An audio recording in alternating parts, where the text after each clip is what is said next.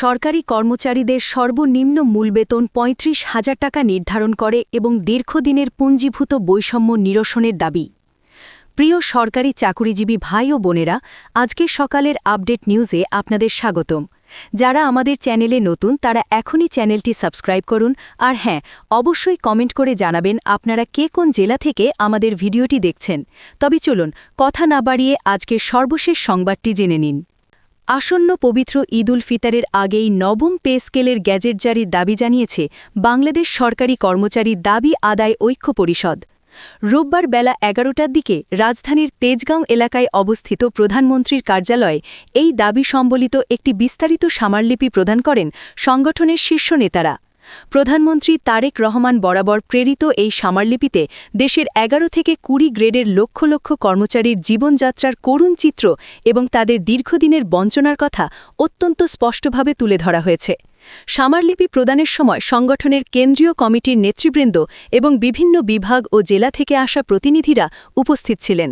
তারা জানান যে বর্তমান আকাশচুম্বী দ্রব্যমূল্যের বাজারে সাধারণ কর্মচারীরা পরিবার নিয়ে মানবেতর জীবনযাপন করছেন এবং এই পরিস্থিতি থেকে উত্তরণের জন্য নতুন পে স্কেল ঘোষণা করা এখন সময়ের দাবিতে পরিণত হয়েছে।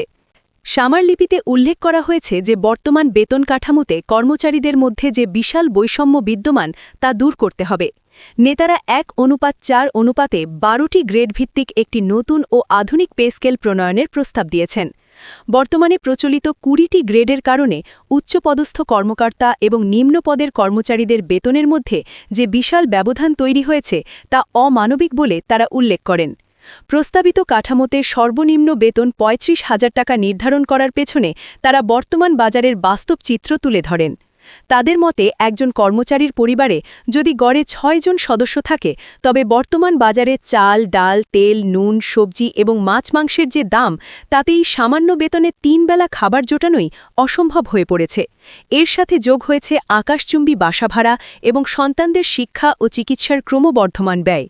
সব মিলিয়ে ১১ থেকে ২০ গ্রেডের কর্মচারীরা এক ভয়াবহ ঋণের জালে জড়িয়ে পড়ছেন বলে নেতারা প্রধানমন্ত্রীকে অবহিত করেন।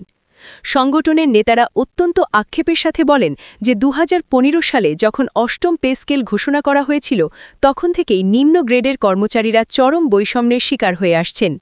সেই সময় উচ্চ পর্যায়ের কর্মকর্তাদের বেতন যে হারে বৃদ্ধি করা হয়েছিল তার তুলনায় নিম্ন পদের কর্মচারীদের বেতন বৃদ্ধি ছিল অত্যন্ত নগণ্য। বিগত ১১ বছরে দেশে জীবনযাত্রার ব্যয় কয়েক গুণ বাড়লেও কর্মচারীদের বেতন সেই তুলনায় বাড়েনি। ফলে এই দীর্ঘ সময়ে ২ শ্রেণীর কর্মচারীদের জীবনযাত্রার মানে এক পাহাড়সম ব্যবধান তৈরি হয়েছে।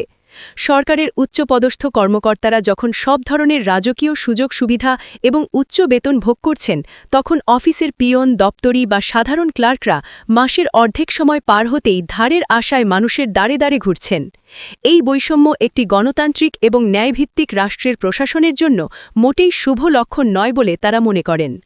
বর্তমানে দেশে সর্বনিম্ন মূলবেতন মাত্র ৮,২৫০ টাকা।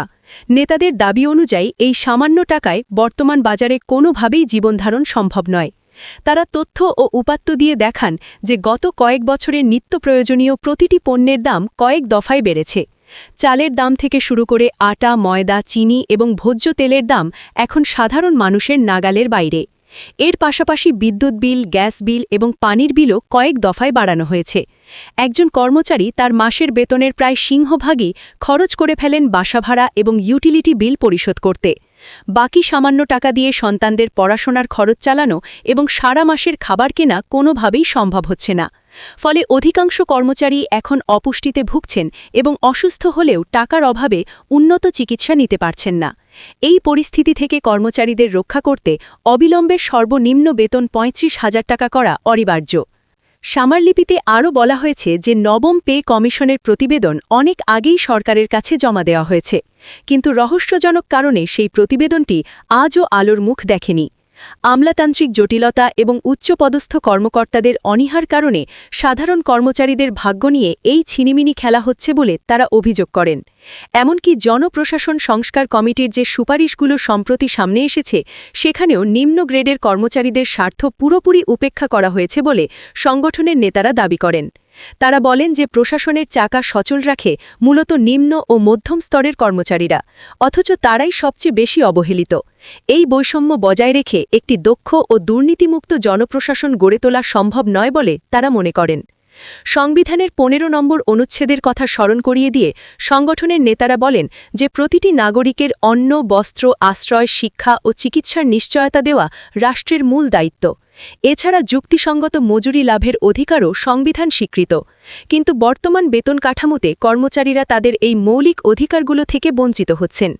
তারা আশা প্রকাশ করেন যে প্রধানমন্ত্রী তারেক রহমান অত্যন্ত সহমর্মিতার সাথে তাদের এই যৌক্তিক দাবিগুলো বিবেচনা করবেন। তারা বিশ্বাস করেন যে প্রধানমন্ত্রী যদি ব্যক্তিগতভাবে উদ্যোগ নেন তাহলে এই দীর্ঘদিনের বৈষম্য দূর করা সম্ভব। তারা আরও জানান যে যদি পবিত্র ঈদুল ফিতরের আগেই এই নবম পে স্কেলের গ্যাজেট জারি করা হয় তবে কর্মচারীরা অন্তত এবারের ঈদটি কিছুটা স্বস্তিতে পালন করতে পারবেন। দীর্ঘদিনের আর্থিক অনটন আর মানসিক যন্ত্রণা কাটিয়ে তাদের মুখে হাসি ফুটবে। সামনে মুসলিম উম্মার সবচেয়ে বড় ধর্মীয় উৎসব ঈদুল ফিতর। এই উৎসবকে কেন্দ্র করে দেশের প্রতিটি মানুষের মনে আনন্দ থাকলেও নিম্ন আয়ের সরকারি কর্মচারীদের মনে বিরাজ করছে গভীর উৎকণ্ঠা। উৎসবের বোনাস বা বেতন দিয়ে বাজারের ফর্দ মেলাতে তারা হিমশিম খাচ্ছেন। সন্তানদের একটি নতুন জামা কিনে দেওয়ার সামর্থ্য অনেক কর্মচারীর নেই। নেতারা অত্যন্ত আবেগপ্রবণ হয়ে বলেন যে বছরের পর বছর ধরে তারা এই বঞ্চনা সহ্য করে আসছেন, কিন্তু এবারের পরিস্থিতি আগের চেয়ে অনেক বেশি ভয়াবহ। দ্রব্যমূল্যের ঊর্ধ্বগতি তাদের পিঠ দেওয়ালে ঠেকিয়ে দিয়েছে। তাই তারা আল্টিমেটাম দিয়ে বলেছেন যে ঈদের আগেই গ্যাজেট জারি করতে হবে, অন্যথায় ঈদের পর তারা কঠোর আন্দোলনে নামতে বাধ্য হবেন। তবে তারা প্রধানমন্ত্রীর ওপর পূর্ণ আস্থা রাখছেন এবং আশা করছেন যে তিনি কর্মচারীদের এই মানবিক আবেদনটি মঞ্জুর করবেন এবং দেশের লক্ষ লক্ষ কর্মচারীর দোয়া ও ভালোবাসা অর্জন করবেন। সংগঠনের নেতারা পরিশেষে বলেন যে সরকারি কর্মচারী রাষ্ট্রের সেবক এবং তারা সর্বদা সরকারের নীতি বাস্তবায়নে কাজ করে যান। তাই তাদের জীবনযাত্রার মান নিশ্চিত করাও সরকারের নৈতিক দায়িত্ব। তারা কেবল বিলাসিতার জন্য এই বেতন বৃদ্ধি চাচ্ছেন না, বরং সম্মানের সাথে বেঁচে থাকার ন্যূনতম রসদ নিশ্চিত করতে এই দাবি জানাচ্ছেন। তারা মনে করেন ৩৫,০০০ টাকা বেতন বর্তমান সময়ে কোনো বিশাল অঙ্ক নয়, বরং এটি কেবল জীবন ধারণের একটি প্রাথমিক ভিত্তি মাত্র। সারা দেশের কর্মচারীরা এখন তাকিয়ে আছেন প্রধানমন্ত্রীর কার্যালয়ের দিকে। তারা আশা করছেন যে এক বৈষম্যহীন নতুন পে স্কেলই হবে তাদের জন্য এবারের ঈদের সেরা উপহার। এই সিদ্ধান্তের মাধ্যমেই জনপ্রশাসনে গতি ফিরবে এবং কর্মচারীদের মধ্যে কাজের প্রতি আগ্রহ ও উদ্দীপনা বৃদ্ধি পাবে বলে তারা দৃঢ়ভাবে বিশ্বাস করেন।